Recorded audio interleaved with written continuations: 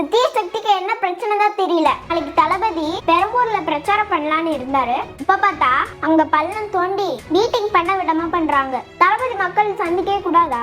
மக்களுக்கு சந்திச்சா உங்களுக்கு என்ன? இவங்களே பெர்மிஷன் கொடுக்காம தடுக்கிறாங்க.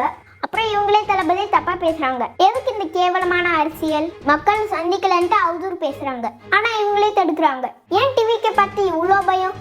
மக்கள் எல்லாம் ஆதரவு தராங்களா? நீங்க தான் பவன் விழா பாப்பாச்சு, ஏன் தளபதியை பத்தி இப்படி பயப்படுறீங்க? எலெக்ஷன் கமிஷனே பெர்மிஷன் கொடுத்துட்டாங்க, ஆனா போலீஸ்ல பெர்மிஷன் இல்ல. என்ன நியாயம் இது? இது ஜனநாயக நாடு தானே?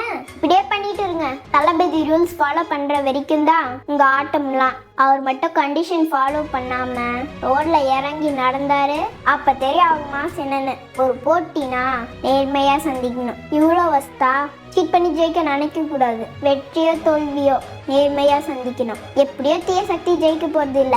இது எல்லாத்துக்கும் மக்கள் தக்க பதிலடி கொடுப்பாங்க. தீய சக்தி வீட்டுக்கு போக ரெடியா இருங்க. தளபதி கம்மிங். தளபதி கான்பிடென்ட்டா இருங்க, நல்லதே நடக்கும். வெற்றி நிச்சயம். நன்றி, வணக்கம்.